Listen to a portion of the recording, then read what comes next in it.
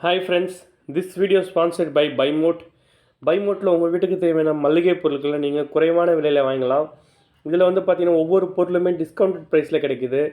நீங்கள் மற்ற shopping ஆப்ஸை compare பண்ணும்போது இதில் பார்த்தீங்கன்னா விலை குறைவாக தான் இருக்குது. இதன் மூலமாக நீங்கள் பார்த்தீங்கன்னா உங்களோட சேவிங்ஸில் ஒரு பகுதியை கண்டிப்பாக மிச்சப்படுத்த முடியும். இதோட லிங்க்கை நான் டிஸ்கிரிப்ஷனில் கொடுக்குறேன். தேவைப்படுறவங்க யூஸ் பண்ணிக்கோங்க ஃப்ரெண்ட்ஸ். இன்றைக்கி நம்ம வீடியோக்குள்ளே போகலாம். இன்றைக்கி நம்ம பார்க்க போகிற டாபிக் என்னென்னு பார்த்தீங்கன்னா HCLோட Q3 தரமான சம்பவம் மாஸ் காட்டும் ரோஷினி நாடார். இந்தியாவின் 3வது பெரிய ஐடி சேவை நிறுவனமான HCL டெக்னாலஜிஸ் 2025ஆம் ஆண்டின் நிதியாண்டின் 3வது காலாண்டிற்கான நிதி முடிவுகளை இன்று வெளியிட்டுள்ளது. TCS இன்ஃபோசிஸ் நிறுவனத்தை தொடர்ந்து HCL டெக்னாலஜிஸ் இன்று தனது காலாண்டு முடிவுகளை வெளியிட்டுள்ளது.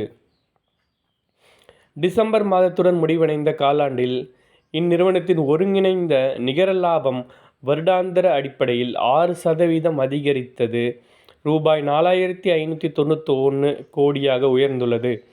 கடந்த ஆண்டு இதே காலாண்டில் ரூபாய் 4350 கோடி லாபம் இருந்தது என குறிப்பிடத்தக்கது.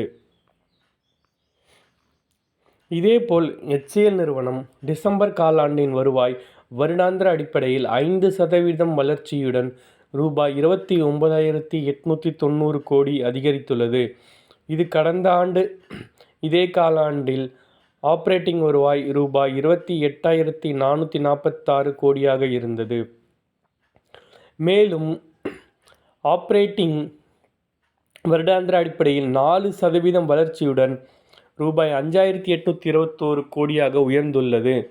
கடந்த காலாண்டை ஒப்பிடுகையில் இது கிட்டத்தட்ட 9% வளர்ச்சியாகும். மேலும் நிலையான நாணய மதிப்பில் இக்காலாண்டிற்கான வருவாய் வளர்ச்சி வருடாந்திர அடிப்படையில் 4% உள்ளது. அமெரிக்க டாலர் அடிப்படையில் இக்காலாண்டுக்கான வருவாய் $3.53 பில்லியன் எட்டியது. இது வருடாந்திர அடிப்படையில் 3.5% அதிகமாகும். HCL நிறுவனம் இக்காலாண்டில் பல்வேறு சேவைகள் மற்றும் மென்பொருள் சேவைகளை அளிப்பதற்கான $2.1 பில்லியன் மதிப்பிலான புதிய ஒப்பந்தங்களை பெற்றுள்ளது.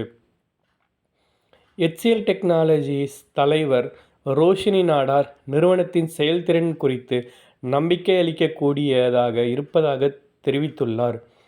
ரோஷினி நாடார் மேலும் பேசுகையில், AI அடிப்படையிலான சேவைகளில் ஏராளமான வளர்ச்சி வாய்ப்புகள் உள்ளதாக அவர் சுட்டிக்காட்டியுள்ளார்.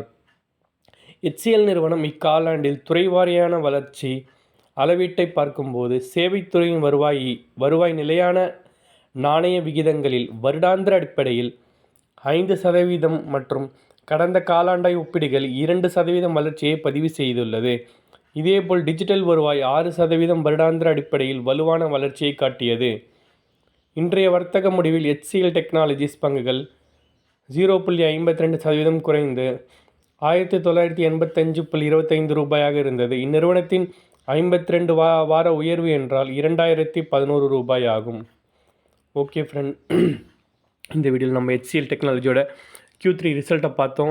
கடந்த ஆண்டை கம்பேர் பண்ணும்போது இது கண்டிப்பாக அதிகமாக தான் இருக்குது. ஸோ இந்த ஒரு அப்டேட்ஸ் உங்களுக்கு நான் கொடுக்கணும்னு நினச்சேன்.